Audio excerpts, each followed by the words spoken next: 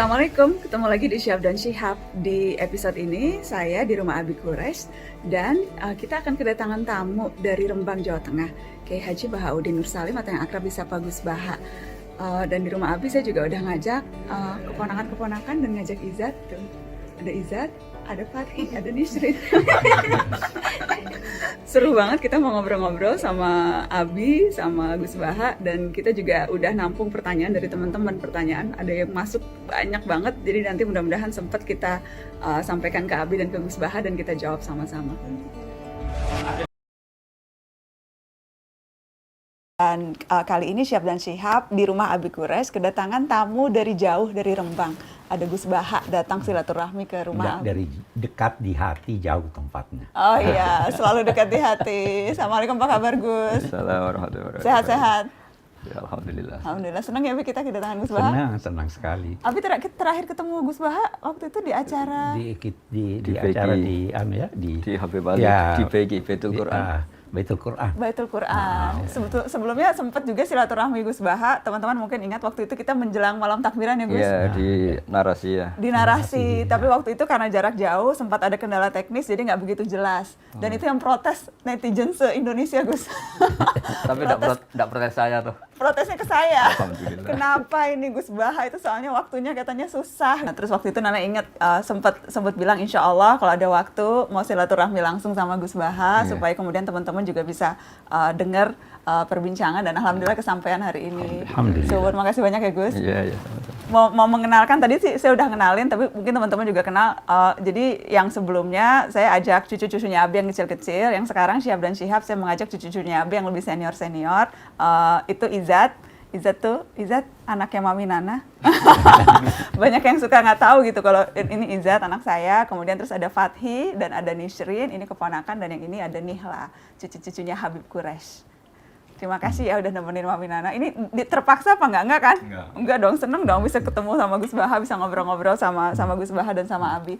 Banyak banget yang udah nitip pertanyaan untuk ditanya ke Abi dan ke Gus Baha. Tapi sebelum kita jawab pertanyaan dari netizen, mungkin mau kenal Gus Baha lebih jauh dan lebih dekat Gus.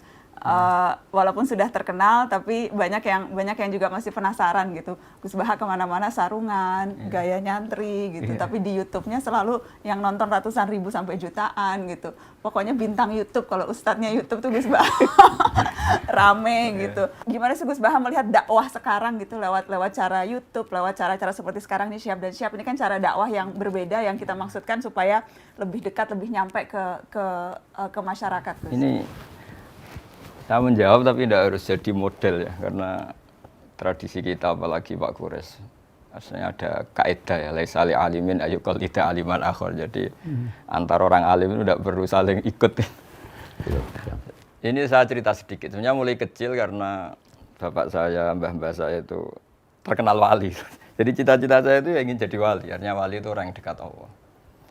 Nah, di antara kedekatan mereka kepada Allah, di antaranya adalah cara melihat Allah itu begitu jelas. Misalnya ketika Nabi Ibrahim disuruh Allah supaya menyampaikan kewajiban haji, wa'adzin finnasi bil haji ya'tuka rijalan itu. Saya bisa apa? Suara saya terbatas ya Allah. Terus kata Allah, sudah sampaikan saja, nanti saya yang menyampaikan, kata Allah. Orang seluruh dunia dengar yang ditakdir haji bisa haji. Artinya ketika saya melihat kenabian itu harus dimaklumatkan. Dan dalam hadis qudsi Allah ngendikan kuntu kanzan makhfiyan fa'aradtu an u'rafa fa khalaqtul khalqa liya'rifuni. Jadi kata Allah, saya ini sebenarnya tidak butuh makhluk, cuma harus orang kenal saya. Saya menciptakan, masa mereka tidak kenal saya. Maka saya menciptakan makhluk untuk kenal saya. Jadi komitmen hati saya itu hanya ingin mengenalkan ajaran Allah ini indah, ajaran Allah ini solusi. Saya tidak pernah kepikiran kalau itu jadi viral atau jadi terkenal. Sampai sekarang pun saya tidak tahu kalau itu terkenal. Saya tidak punya WA juga nggak mau dengar. Nggak punya WA Gus? Nggak punya sampai sekarang, nggak punya, hanya lewat adik itu. Akhirnya ketika dengar katanya saya terkenal, banyak yang ngaji itu, terus ingat cerita Nabi Ibrahim tadi Pak Quraisy, bahwa Allah lah yang menyampaikan itu. Iya. Sehingga nggak perlu jadi beban saya harus parlente atau harus gaya, harus apalah. Ya saya tetap biasa seperti ini. Karena ini pakaian yang saya kenal, saya merasa nyaman. Syukur-syukur ini mewakili bilisani kaumi karena saya orang Indonesia. Bisa lagi gitu. Jadi sudah lengkap. Tapi yang jelas Itulah kira-kira. Jadi keinginan saya menerangkan hukumnya Allah itu ndak saya ingin dikenal, tapi supaya hukum Allah itu dikenali, difahami. Contoh yang paling mudah banyaklah dosen-dosen Jogja ngaji saya itu termasuk UGM. Kemarin UGM juga ngaji saya sebelum narasi ya. Itu saya mungkin barokahnya baca banyak ya. Mungkin Pak Kures lebih tahu, saya baca banyak. Saya menghidupkan ilmu-ilmu Al-Quran yang mungkin orang lain sudah nganggap itu tidak penting. Yaitu tadi, bahwa kebenaran itu dimulai dari diperkenalkan. Yuzhirahu ala dini kulli. Jadi orang tahu kalau itu bidan ya karena ada tulisan ini bidan, ini dokter gigi, ini toko apa ya, onderdil, toko TV. Kenapa kita tidak memperkenalkan Allah? Padahal Allah ini zat paling penting. Makanya banyak ulama mengartikan illa liya'budun illa liya'rifuni. Sebab mereka kenal kami, kenal Allah. Sehingga saya nyaman saja ketika terkenal apa tidak terkenal, ketika saya sudah memaklumatkan ilmunya Allah, sudah menghilangkan dosa kitmanul ilmi, ya sudah saya nyaman. Sehingga saya dengan tanda kutip nggak mau lagi dengar apa orang nerima apa enggak, cocok apa enggak, karena terus jadi lucu saja kalau di dunia wali kedikte makhluk. Karena tadi cita-cita saya ingin jadi wali, entah sudah kesampaian tanda. Jadi terbiasa nggak boleh didikte makhluk. Kalau Allah merintahkan nerangkan, ya nerangkan saja, nggak usah tersiksa reaksi publik kayak apa. Tapi keinginan itu berarti dari kecil? Karena memang karena tradisinya seperti itu. Tradisinya kan kalau ngaji, mungkin Pak Kures lebih tahu, kitmanul ilmi itu dosa, menyembunyikan ilmu itu dosa. Kalau ada ilmu harus diajarkan. Sehingga ketika saya mondok di Sarang, sudah banyak satu kelas saya yang kalau ketemu saya itu cium tangan, tak tanya kenapa. Ya karena saya ngaji jenengan.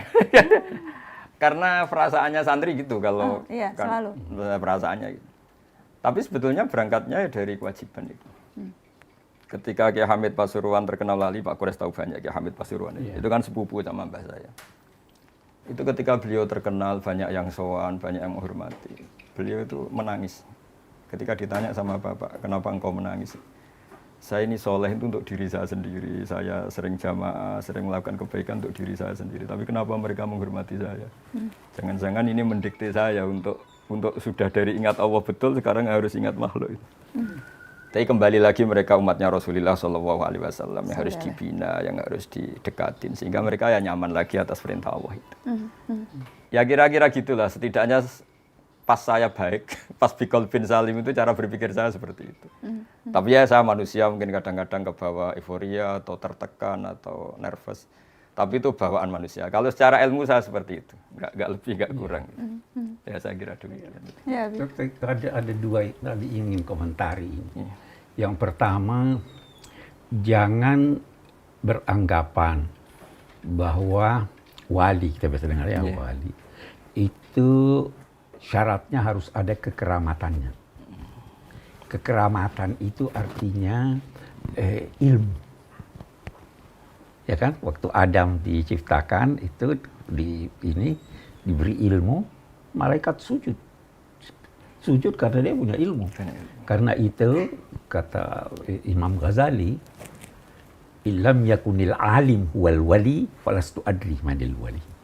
Kalau bukan orang alim itu yang dinamai wali, saya tidak tahu lagi siapa wali. Nah, sekarang banyak orang tuh hubung-hubungkan ada keramatnya ini. Itu ada, tapi bukan itu syaratnya.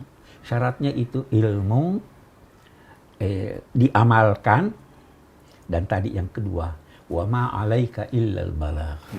Tugasmu hanya menyampaikan.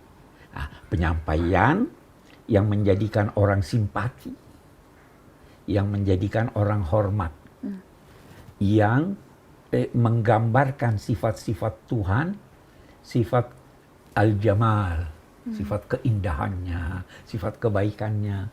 Jangan tonjolkan sifat-sifat Tuhan yang keras, yang keras. Madhahirul jalal. Ya, jangan sifatul jalal ya, tapi sifatul kamal wa sifatul jamal. Nah, ini yang sebenarnya yang dipraktekkan Pak Gus Baha ini. Jadi tidak peduli orang la yakhafuna laumata laim, ya kan? Tidak khawatir dicela orang dan tidak peduli dipuji orang. Kalau dipuji, alhamdulillah. Kalau dicela, alhamdulillah. Itulah resiko daripada dai Dai. balik, ya kan begitu ya Gus? Iya. Iya kita. Gitu. Dan itu semua itu kalau orang mau meniru caranya seperti apa ya Gus Abi? Karena kan banyak kemudian ya bahwa kemudian dipuji, banyak orang yang kemudian ingin anak-anaknya wah bisa seperti Abi, bisa seperti Gus Baha gitu, tetap tawadu, berilmu tapi tidak menonjolkan keilmuan, menyampaikan sesuatu dengan indah, tidak keras begitu. Itu sesuatu yang memang karena didikan orang tua kah? Atau itu sesuatu yang bisa kita usahakan sendiri juga? Karena bagaimana menirunya? Gus. Monggo. Minimal supaya ini Kalau keponakan-keponakan, anak cucu-cucunya Abi Abi. kan begini, itu pertama dari rumah dididik, di pesantren kita dididik begitu. Pesantren mendidik. Di pesantren. Abi selalu bilang begini, saya selalu bilang Gus Bahar, saya belasan tahun di Kairo. Saya hanya sekitar 2 tahun di pesantren. Tapi yang pertama, hubungan saya dengan guru saya itu sampai sekarang masih ada. Perlu dikasih tahu gurunya siapa? Habib Abdul Habib Qadir Abdul Qadir Bil Faqih Malang. Habib Darul Abdul Hadis. Qadir itu kalau Abi ada sesuatu yang ini, Abi mimpi dia. Jadi ada hubungan. Kenapa itu? Karena dia ikhlas. Keistimewaan pesantren itu guru-gurunya ikhlas. Kalau kita di ini barangkali pertimbangannya kum atau kam. Iya kan? Itu jadi dan di rumah itu dari pendidikan, keikhlasan mengajar, keikhlasan ikut, hormat. Apa yang Abi ingat di pesantren 2 tahun Abi di pesantren, tapi mengingatnya bahkan lebih dari belasan tahun Abi di Kairo? Iya, yang paling Abi rasakan itu keikhlasannya. Menegur tanpa marah. Ya toh, mengajar tanpa pamrih. Ya itu yang paling jelas itu. Apa Gus keistimewaan pesantren, santri, orang yang nyantri itu keikhlasan tadi dan apa yang berbeda begitu, yang betul-betul digembleng santri-santri kita? Jadi apa ya? Jadi ada adzauqus salim, rasa yang masih orisinil. Jadi cerita-cerita wali itu unik-unik, Mbak Najwa. Jadi misalnya ada seorang wali makan satu piring terus beliau kenyang. Melihat istrinya makan satu piring ya kenyang, terus beliau bilang, wah kalau untuk kenyang, untuk bertahan hidup hanya satu piring, kenapa saya harus korupsi, kenapa saya harus rakus. Terus ketika dia tidur, meskipun punya kamar 5 ya tidur di satu kamar, ketika punya beras 1 pintal yang makan 1 piring, kenapa saya harus punya berlebih kamar toh, saya tidur ya di 1 kamar cukup. Jadi melihat kehidupan yang normal tapi menjadi hal yang luar biasa. Bapak itu kalau ngajarin saya misalnya ada orang di pasar itu nerima transaksi 5.000, 10.000 sudah bilang alhamdulillah. Terus saya ini malu, saya sering punya uang jutaan, tidak mesti bisa bilang alhamdulillah. Ini orang awam, orang kebanyakan semudah itu syukur. Yeah. Jadi sebetulnya didikan kita ini nganggep yang pokok itu ya pokok, yang sekunder. Sehingga dari tradisi pokok ini apa saja kayak berlebih. Saya sampai sekarang sering bilang ke istri saya, ke anak-anak, andai kan saya punya uang hanya 1 juta itu sudah kaya raya. Karena bayangkan hidup hanya sehari. Ke anak katamu tuh hutan, kamu bisa aja mati besok itu. Jadi ya sudah gitu, itu tradisi keluarga kita, tradisi. Sehingga hidup itu nyaman saja. Ya jadi nggak wayulhihimul amal, tidak alhaakumut takatsur ya, karena melihat hidup itu ya sederhana. Jadi misalnya saya ketemu Pak Kures, ya ini ketemu orang sepuh, sowan orang alim, enggak muluk-muluk terus apa efek dari itu misalnya terkenal dia apa itu enggak ngefek, karena ya hukumnya Allah dengan saya ketika berhadapan orang sepuh ya harus takzim, harus hormat. Sudah ada lebih dari itu. Sehingga nyaman karena enggak kebawa angen-angen itu. Terus banyak akses, banyak koneksi ribet. Bisa wayulhihimul amal, bisa dilenakan oleh banyak angen-angen. Yang seperti Abi bilang itu, Abi yang bersyukur itu ketika menerima sesuatu dirasa banyak, tapi ketika memberi sesuatu selalu merasa itu sedikit. Sedikit ya. Nah, masih ingat itu arti syukur. Jadi masyhur itu maqalla wa kafa khairun mimma katsura wa alha. Jadi sedikit tapi cukup, lebih baik banyak tapi wa alhama. Jadi kan kita lupa karena diri. memang sebenarnya kebutuhan kita tidak banyak. kebutuhan kita tidak banyak. Itu ada orang pernah merasa sedih, kehilangan jabatan. Dia dipanggil. Coba lihat banyaknya orang nggak punya jabatan masih ketawa. Ketawa ya betul. Ya kan? Coba lihat banyaknya orang yang miskin masih hidup bahagia. Penyebabnya kamu sedih itu dirimu. Coba lihat, setelah beberapa lama kamu kembali normal. Iya. Jadi kita itu sebenarnya. Nah, hal-hal yang begini yang diajar di pesantren.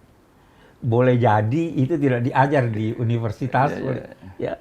Nah, itu sebabnya kalau dalam agama akal harus diasah, tapi hati juga harus diasah.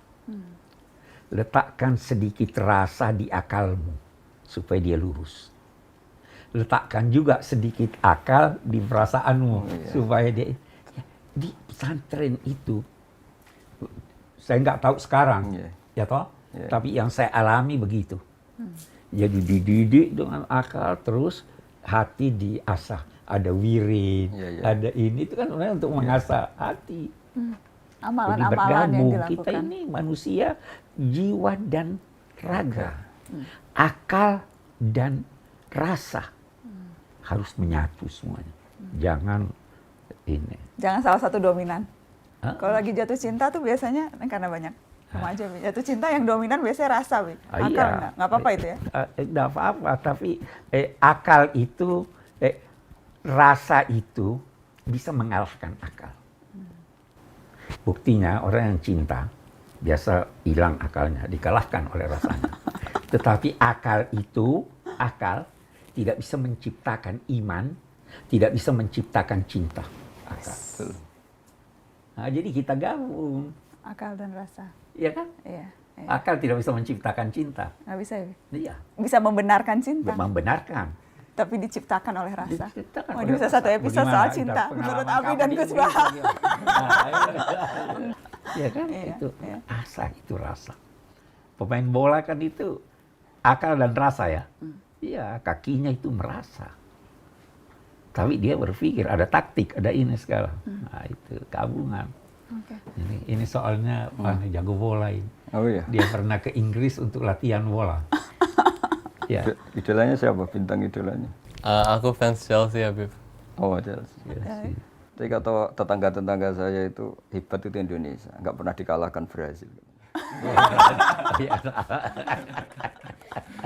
Jadi tim-tim besar pernah semua dikalahkan Brazil. Kalau Indonesia enggak pernah. Karena nggak pernah main berhasil. Gus Baha ngikut bola? Ya seneng dengerin orang yang seneng aja. Kalau saya sedang nonton. Tapi Gus Baha hobinya apa jadi? Hobi seneng yang jelas. Senang. Apa Jadi yang bikin bapak senang? saya itu dulu ngajarin seneng itu sederhana. Kalau ada orang awam tadi ceria di warung, padahal mereka banyak masalah. Kadang sampai saking penghormatannya bapak pada orang seneng tuh kalau manggil santri, sandang guyon atau apa, nggak jadi. Kata beliau, orang-orang miskin seneng itu mewah, nggak usah diganggu. Kalau ada kiainya kan sungkan. Sampai sekarang saya keterusan, kalau santri sedang guyon gitu, saya mau lewat nggak jadi. Takut kalau ada kiainya langsung dimu. Jadi sengaja ya Gus? Ya, karena Malah senang. nggak mau merusak kebahagiaan. Tapi Iya. ngeliat Gus Baha pasti seneng lah. Masa ngeliat Gus Baha terus nggak jadi ketawa? Nggak kan sungkan itu. Sungkan ya? Iya, ada orang yang sungkan begitu. Makanya guyonan paling saya kenang di pondok itu, di pondoknya Mbah Maimun itu. Gus kalau soleh jangan soleh-soleh banget. Kenapa? Nanti saya surga dengan Mbah Mun. Nggak enak sungkan. Kita nanti tetap bertemanan aja, sekelas kita aja, ngopi-ngopi bareng gitu. Surganya yang level lebih bawah Iya, dikit lebih lah. bawah. supaya Nanti nggak- kalau supaya kangen nggak Mbah Mun tegang. soan nih, tapi jangan setingkat kata. Jadi itu pesantren. Jadi guyon yang ringan, ilmiah tapi bikin ceria. Jadi itu kan kayak zaman sahabat ada Nuaiman, di khazanah kita ada Abu Nawas ya, Iya. atau Abu Nawas. Itu ceria. Jadi ringan tapi mendidik. Jadi di antara kenangan saya di pesantren itu kalau antri di kamar kecil itu, yang paling dihormati di pondok itu kan dua, Gus sama Kiai. Tapi Gus itu anaknya Kiai. Sehingga kalau antri itu ditanya, dok, nggak usah ditunggu, saya Gus. Maksudnya supaya nggak didok karena antri. Terus kata yang dok, samalah Kiai. Untuk menteror itu. Jadi apa ya? Suftoh kalau dalam bahasa habaib atau muzah itu mizah itu ceria sekali. Nah ceria itu di kitab Ihya diterangkan Qutbuddin al-istilzat bil mubahat itu Qutbuddin. Nanti pada akhirnya menikmati hal yang dibolehkan Allah itu punjeri agama, itu pokok beragama. Iya. Karena kita ini sudah capek. Jadi kalau saya misal sampai sekarang saya tiap pagi masih sering jalan-jalan sama putri saya yang SD kelas 1 terus. Karena saya bilang ke istri saya, kayak apa celakanya kita kalau bahagia nunggu nyuwun sewu maksiat dulu, harus melakukan hal yang buruk. Allah menyediakan sekian kesenangan dari hal-hal yang dibolehkan, misalnya mencintai anak, cucu, mencintai teman. Dan itu guru-guru kita ngajari itu, sehingga rata-rata kiai itu suka guyon, suka santai, supaya mencukupkan diri, tidak perlu senang dengan hal-hal yang dilarang oleh Allah. Iya. Dan itu Karena itu di kalangan orang-orang tasawuf, orang-orang fikih yang paham, menyanyi itu anjuran. Iya. Ya karena itu menyenangkan kan. Ya itu Habib Soleh Tanggul itu, karena lagunya menggugah hati, kalimat-kalimatnya mencerahkan. Yang tidak boleh itu kalau nyanyiannya lenggak-lenggok yang tidak benar, liriknya salah, itu yang tidak boleh. Tapi kalau liriknya bagus, itu ya, hati itu menjadi senang kalau mata melihat yang indah, telinga mendengar yang indah. Dan itu melahirkan dorongan untuk bergeraknya fisik. ya, Kalau dengar lagu dangdut bagaimana? minimal jempol goyang. Iya, paling tidak tangannya begini. Pengaruh nyanyian suara ke ini. Nah, itu sebabnya dilarang bersuara keras. Jangan teriak-teriak. Inna angkaral aswati la sautul hamir. Jangan teriak-teriak. Nah, kita diajar tuh di pesantren. Bicara depan guru, jangan suaranya keras. Itu yang diajarkan kita. Ya toh? Dan itulah kemudian yang mempengaruhi Dan itu yang mempengaruhi. Apalagi kalau ustadznya, kiainya ikhlas. Itu aja. Kunci saya di sana. Iya, ikhlas. Ya. Ikhlas. Abi, kan sempat ada juga yang tanya ke Nana, waktu itu juga tanya ke Abi. Cucu-cucunya Abi kira-kira ada yang meneruskan jadi seperti Abi nggak jadi pendidik? Ini kan sekarang kan mereka belajarnya kan belum ada yang spesifik belajar agama. Abi, apalagi Nana kan juga nggak, Kaela juga nggak gitu, Ahmad, Caca, Hala gitu. Abi ada rasa kecewa nggak? Tidak. Walaupun kita nggak meneruskan. Walaupun. Abi prinsipnya mendidik itu mengembangkan bakat anak. Nana dulu waktu mau ke Amerika masih ini, pesannya Abi masih ingat apa? Masih. Apa? Salat nggak boleh ditinggal. Salat tidak boleh tinggal. Saya dulu dikritik orang, kenapa biarkan dia itu salat. Mendidik, kembangkan bakat. Saya selalu bilang, Jido bilang apa tentang pemain bola? Ini kan hobi bola. Gimana? Masih ingat? Muhammad Salah bagaimana? Jido bilang. Yeah. Saya